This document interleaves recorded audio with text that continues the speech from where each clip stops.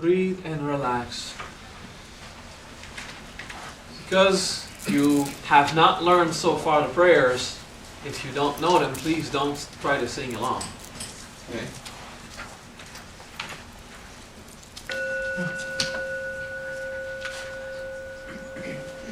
Om Jai Shri Ganesh, Om Jai Shri Ganesh, Om Jai Shri Ganesh. Om Jai Shri Ganesh, Om Jai Shri Ganesh, Om Jai Shri Ganesh. Om Jai Shri Ganesh, Om Jai Shri Ganesh, Om Jai Shri Ganesh. Guru Brahma, Guru Vishnu, Guru Devo Maheshwara, Guru Sakshat Parabrahma, Tasmai Shri Gurave Namah. Om Bhurbuha Suha Tatsadvitur Varenyam, Bhargo Devasya Dhimahi Dhiyo Yona Prachodayate. Om Triyambakam Yajahamahe Sugandhim Pushti Vardhanam, Urvaharukam Eva Bandhanam Mrityomokhyama Prititade. Om Suklam Bharadaram Vishnaham Seshivarnam Chaturbhujaham Prasanavadanam Diyaye Sarva Vigno Pashantaye. Agashanana Padmarkam Kashanana Maharnishaham Anekadantanam Bhaktanam Yekadantam Upasmaye. Om Namo Bhagavate Veshaje Guru Vedurya Prabharajaya Tatagata Harate Samyak Sambudaya. Tayata Om Veshaje Veshaje Maha Veshaje Veshaje He Raja Samudgate Swaha. Om Shanti Shanti Shanti Shanti Om.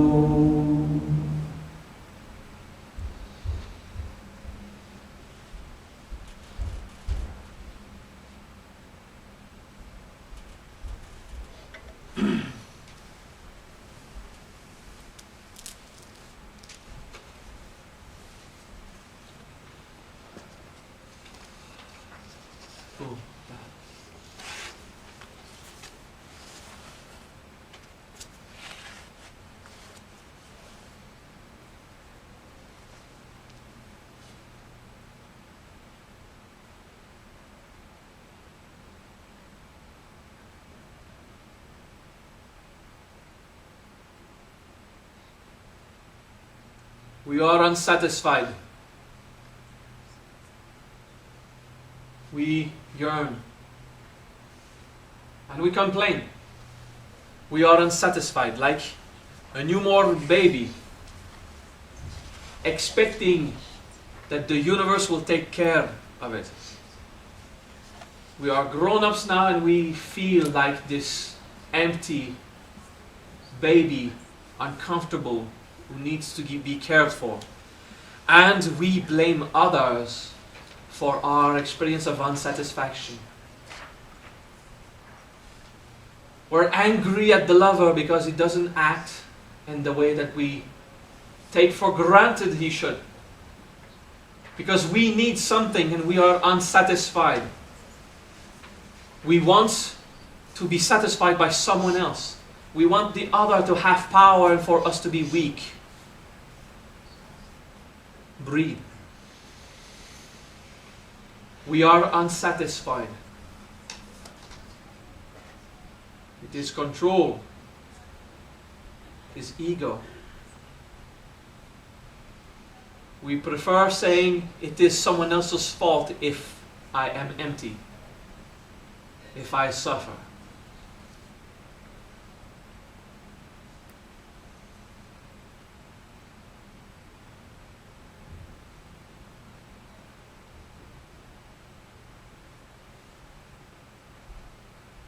Find this complaining child inside you.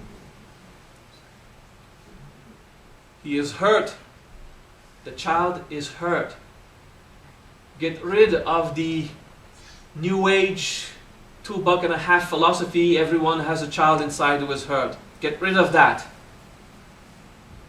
It's a game of victim.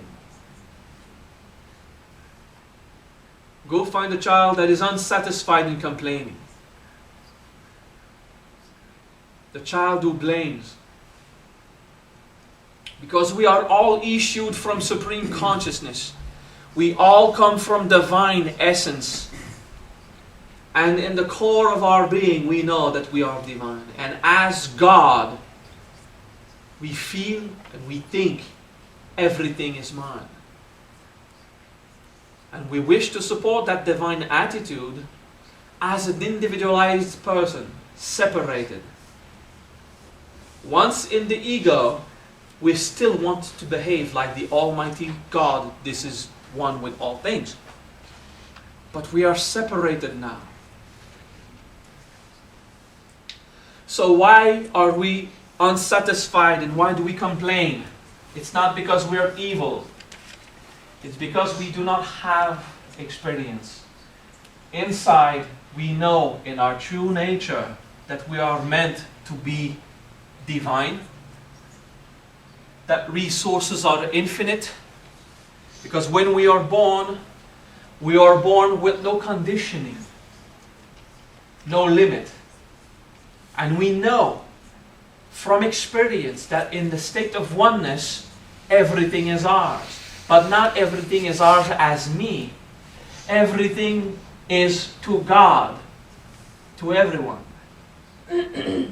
But then we imitate that divine experience as an individualized, separated being, and we complain. We are arrogant. Those of you who have a class on arrogance, it's time to apply it. The arrogance of believing everything is supposed to be perfect, but it's not. The belief that God made a bad choice for resources to be finite instead of infinite. And we have to stay 15 minutes, sometimes 2 hours, without the breast of the mother, in a state of uncomfortable position in our bed. And today, as grown-ups, we still have this experience of unsatisfaction. Because we want to be filled by the outside, thinking the outside is everything, the outside is divine, and I'm a piece of crap. So how could I possibly suffice to my own yearnings and needs?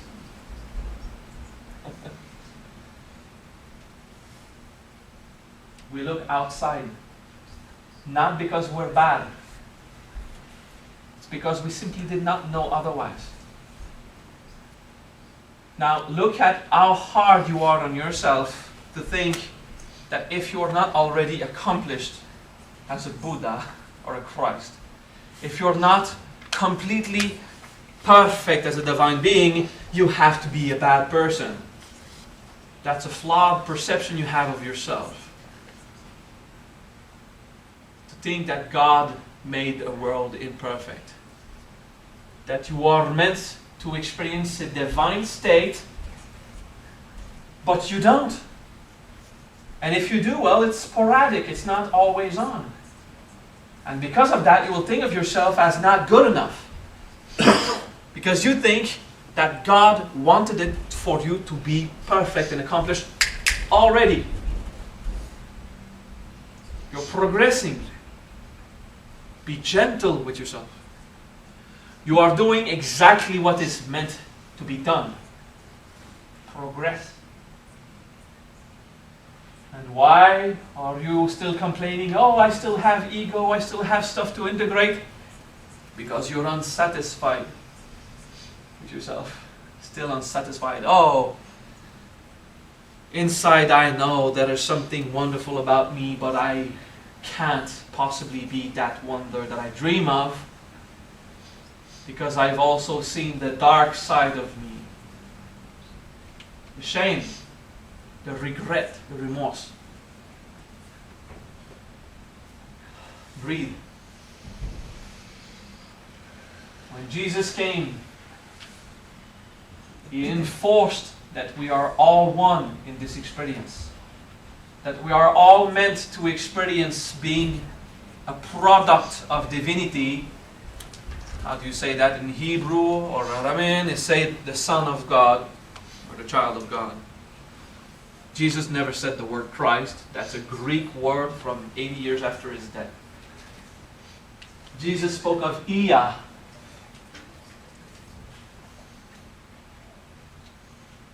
Hallelujah. And the grace to God. Glory to the divine creation of the Father. Hallelujah. So, what part of you complains about your lack of progress will not do anything else than complain about a lack of progress. It won't bring you the state of accomplishment, all right? You want to be happy. You want to be fulfilled inside. The solution to your insatisfaction is not to fulfill what you want to be satisfied of. The solution is simply to stop being insatisfied. So how do we do that? Breathe inside you.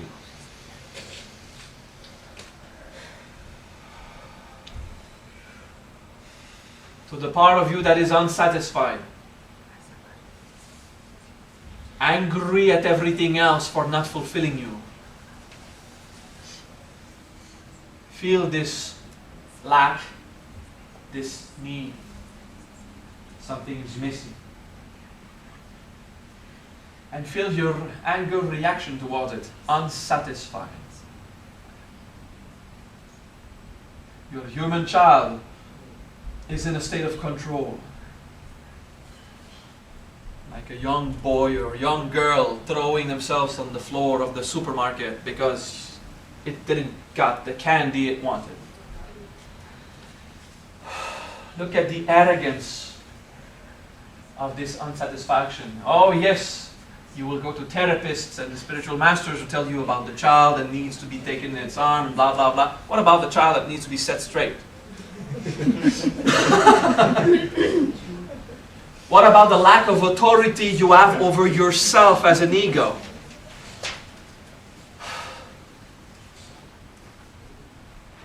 Scold yourself if you have to. Stop complaining. And go inside the insatisfied part of you and let go. Now, letting go of insatisfaction will not satisfy you, but at least it will stop the torture. What provokes anger of always blaming others? Because my lover doesn't do it the way I want it. Because the parents are not providing the way I want it. Because the children are not in gratitude for everything I did and they should know better, blah, blah, blah. Unsatisfying.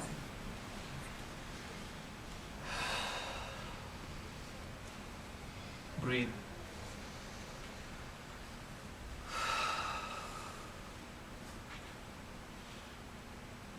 And forgive yourself.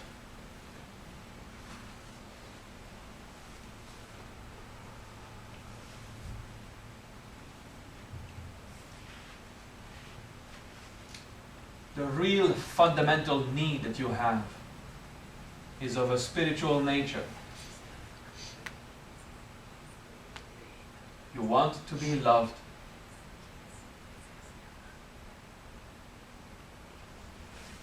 And no one else will do it in your place. Oh, someone will give you the illusion for a while. It's cool. We enjoy that. It's nice to have a genetic animal relationship with another mammal, copulate and put names on that. Love, affection, tenderness, which are all true. If you reject how God created you, you're still going to be unsatisfied. But if you count on an exterior resource to satisfy you, you will stay unsatisfied. There's something that even yourself cannot answer. Only God can answer. Inside.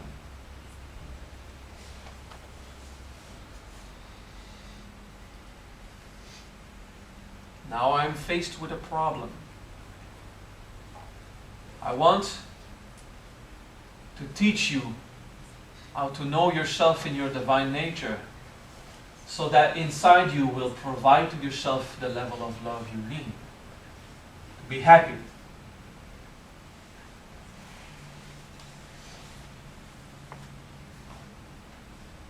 But just telling you won't suffice. Will not be enough.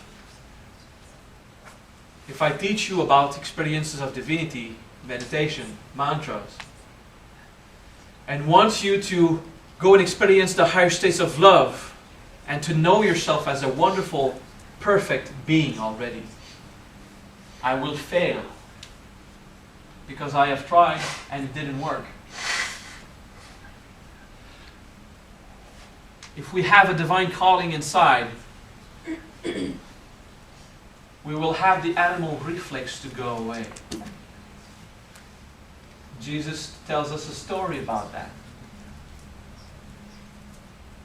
The son of a rich man took his part of the deal, of his heritage,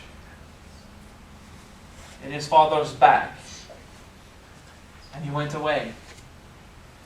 And he spent it on games, drugs, and whores, until he had depleted his resources. So now he had to find ways to acquire these resources with the least possible effort, so he could go and infatuate himself in luxury again. So he stole, he manipulated, he cheated, and he felt even more shameful of abusing of the resources he received from his father. And this is how we feel deep inside regarding the love of God. Because we have not paid the proper respect or given the proper value to the love of God. Well, we have to learn that there is no value. That's an illness of the mind, to think that there's something worth something, and that God is angry at us for being a bad person. And you can think in your mind, oh no, I don't think myself this and that, but you're unsatisfied and you proclaim that God didn't do his job correctly by saying that there's something missing and it has to be his fault. Oh, I mean, it has to be someone else's fault. And you think in your mind, I'm not blaming anyone for everything happens to me. Well, not in words, but then you go again and you expect the husband to fulfill you, the child to fulfill you, the government to fulfill you. If you are blaming someone else, you are saying that is someone else's fault, and deep inside you, angry at yourself for wasting the pure resources that God gave you. Okay? So if you think in your mind that you are not blaming others and this and that, it's bullshit. You're a hypocrite. If you're hoping that someone will do something that pleases you, it means that you are blaming them while they're not. Breathe. How did this son feel when he went back to his father? I actually didn't want to go back to the father. He said, I'm such a crap. I'm addicted to drugs. I need sex. I'm broken. I'm ill. My father will never forgive me. Because of that shame, that fundamental existential shame of having separated ourselves from oneness, of having chosen to incarnate, to enjoy the creation as a human, as a soul, and as an animal. When I say animal, I say you right here, not the chihuahuas and the donkeys. No, I mean a human animal. An animal. So this son said to himself, I'm going to go back to my father and tell him all the things I did. And if, well, maybe if he loves me, he's going to, give me the worst job on his ranch. He's going to shovel some cow poop and horse shit in the stables and, at least earn a bit of money and try to just get forgiveness. And the father, in his love, God for His creation. The Father with His love, when He saw that the child was coming back, embraced him. Because whatever the time you have spent off the road, lost in the dark forest, trying to find your way out, trying to find the path again, the moment you put your feet on the path, everything's going to be fine now, I'm going back home. And you forget about all the time spent in darkness, in the dark forest with the ugly trees and branches. Use your imagination, make it horror scene. All the time spent off-road, circling in the decaying corpses and the marécages and the swamps. All of that time doesn't matter the moment you find the path in the forest again and you travel back home. And that's another metaphor for the infinite love of the Father, who just wanted to give His Son everything He had, regardless of the past. But the Son would not accept it so easily.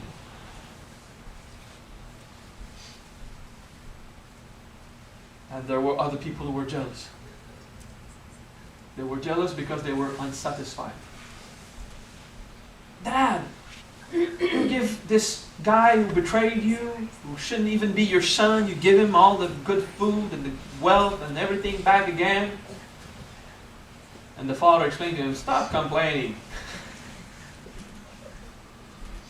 You have everything, you're filled and you have everything, and keep complaining about because you don't want the others to have what you took for granted. And you're a bit like the son who wasted the resources, and you're a bit like the son who complains about not having them while you're full. Anyway, breathe.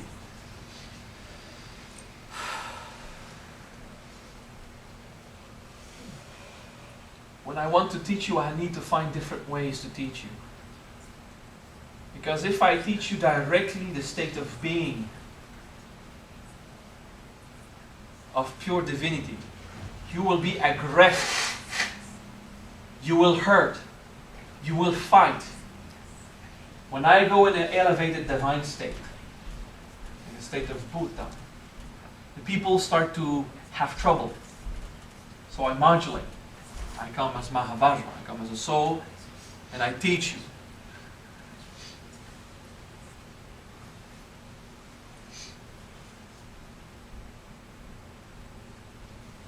Although I was slightly surprised, I'm happy to use a little anecdote. This week I was alone with my most advanced student, the person with the most experience. And I decided to just go in a Buddha state, and she felt aggressed. When I said, well, do it too. Use that and do it. She felt like killing. She felt very bad for a few seconds, and pop, then everything was perfect. She went into the perfected state of being. Because once she was in that state, she was happy. But until she had reached the highest point of being, she was aggressed. Now imagine with people who don't know how to do that. I've been trying to show you how to go in these divine states. And you go back home and you fight, and it's okay. It's life. It's correct. So I have to find ways to teach you the next step, not how to go into Buddhahood, not to go in the perfected state of self, but how to reach your next step. For you to accept maybe the other teaching after that one. I'm going to use another metaphor to explain you this phenomena of the ego's resistance to divinity, to the state of God. When Jesus says, me and my Father are one, and He teaches about oneness. And when He says that a lot of people will come and do even greater things that I did. When Jesus teaches that, He's trying to teach you that you can do it too. But we refuse it. Just look at how well Christians master the art of forgiveness. You Christians, you forgive like that so easy, don't you? Everyone. Don't? Oh? No? Alright. masters of forgiveness are we? If we're good Christians, we have charity and forgiveness. That's the law. You have to. And those who don't, you have to, oh no, forgive, yes. So I'll use a metaphor of the Buddha now. Completely different story. So the Buddha Sakyamuni says, I'm going to explain to you the resistance that we have towards perfected state of being, to be filled with the love.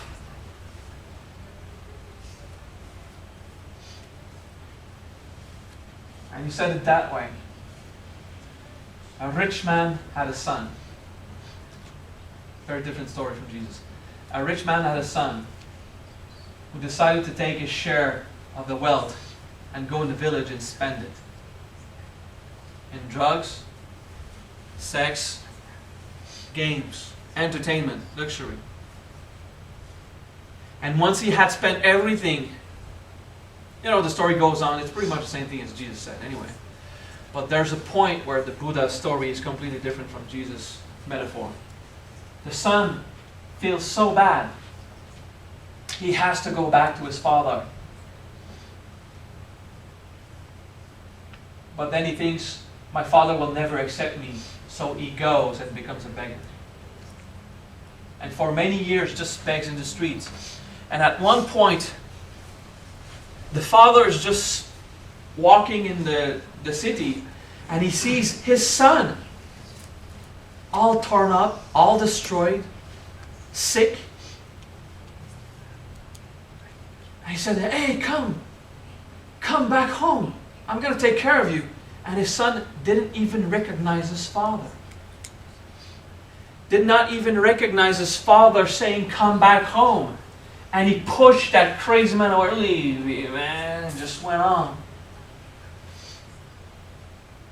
And the father was all struck with sorrow, because he wanted to give the experience of love and care for his son, and his son rejected it. And this is what we do when we are presented with states of love at the perfected state of being. We feel so ashamed of having been separated. We just push it away. We're ashamed. We're afraid of God's reaction when we go and look in His face and accept His love again.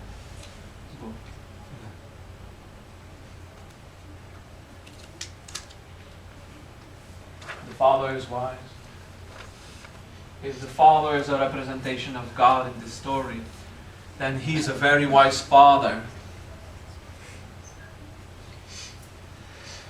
So he asked one of his servants, you see that guy? I want you to go to that guy and offer him the crappiest job possible. And you have to convince him that at least he's going to have a bit of food and lodging. He can sleep in the stables with the horses, And the servant went to this guy who he didn't know who he was. So he just said it. My boss, he wants to offer you a job. And of course, the beggar just refused it. He didn't deserve it. And the role of this servant was to negotiate the job to make it as crappy as possible for the beggar to say, oh, that's my level of love, that's my level of worth or shame. I can do that, but I can't accept anything above. So eventually the son accepts he's going to shovel horse shit in the stables, and he will be fed once a day with the leftovers of bread that the better people have. And he's going to be able to sleep in the barn with the horses where it's hotter. And this beggar only thinks about eating a bit and being in the heat. So it tunes to his level of needs. Okay? Everything else would have been too much. He would have rejected the love immediately. And this is what we do. So we accept just a little step above. And after a while of shoveling shit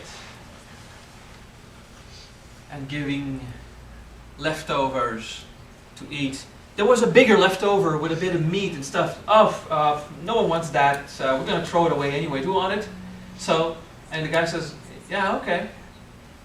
So the father found a way for his servant to bring a bit better food. And then, we got this used cloth. You want it to keep you even more comfortable in the barn? Yeah? Okay. At one point, it raises the self-worth of I deserve this experience of love. Just a bit. Or else the son would refuse it. And this is what we do. This is what you all do when there is a very intense experience of love. Because today I'm going to pull you in an intense experience of love and your ego might react and it's okay. Just try to keep it. I'm explaining you today that there will be resistance when I push on you something that you're not used to experience. Okay?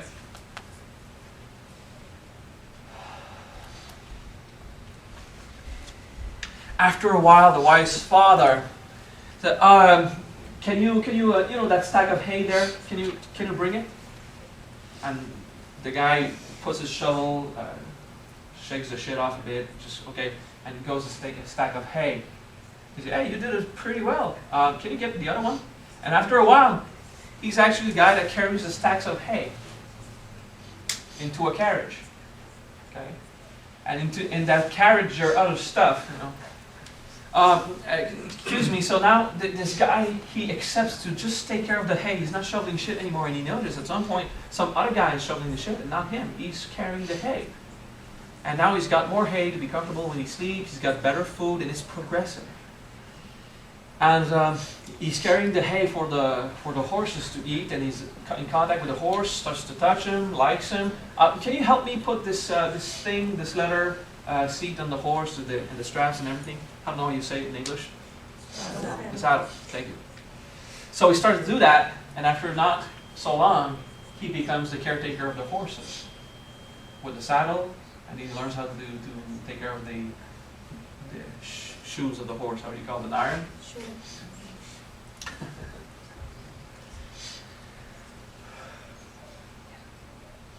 And then he has to attach the horses to the carriage.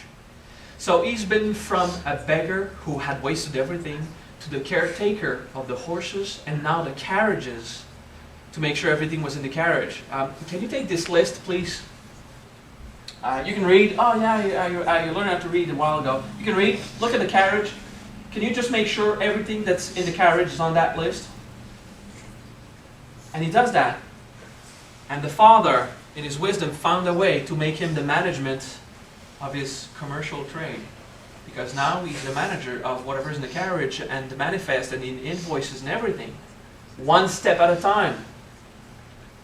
But this son would still not accept the love of the father purely as it is. So he asked, can you take the carriage and lead it to the city? And he does. And he said, hey, I used to drink here. I used to fuck that girl, that there. Here's a casino. No, not doing this anymore. I was too ashamed. Now I got a job. And said, how could I possibly get here?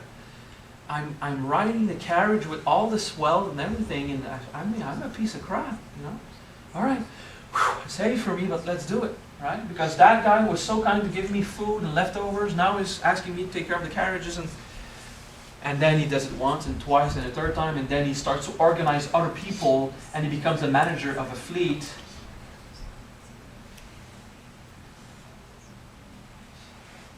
And he knows everything about his father's business. And he knows how to go to the textile mills to build the fabrics, and he knows how to handle the cotton fields and how the horses are used in this, and the circulation of the food and the stables. And he knows about every aspect of the business of his father. And his father calls him and he said, do you remember who I am? And the son accepts. Yes, you are my father, and I love you. And you have cared for me all those years.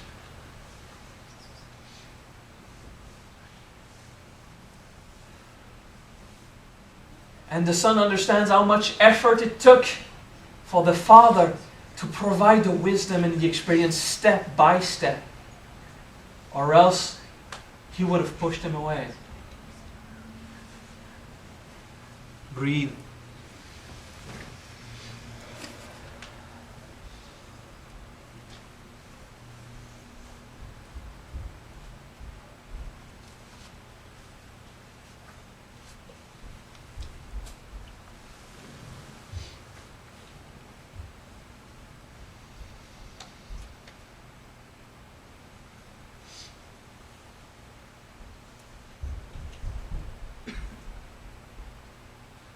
Regardless of his level of shame,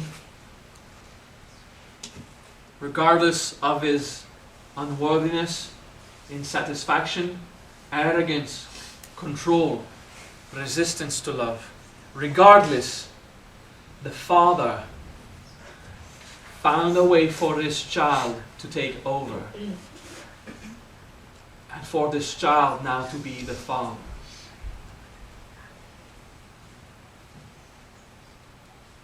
I'm going to go do just that with you. I'm going to go and I'm going to repeat that experience. For you to accept, to feel loved.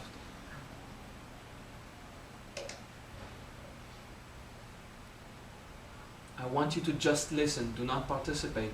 Listen and accept to be affected.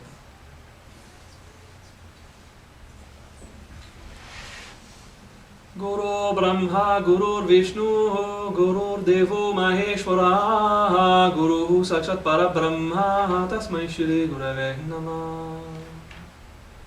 Om Bhurbuha Suha Tatsat Vitur Varenyam, Bargo Devosya Dimahi Diyo Yona Prachodayate. Om Triyambakam Yajahamae Sugandhim Pushti Vardhanam Urvaharukam Bandhanam Mrityum Mokshamamritate. Om Shanti Shanti Shanti Shanti Om.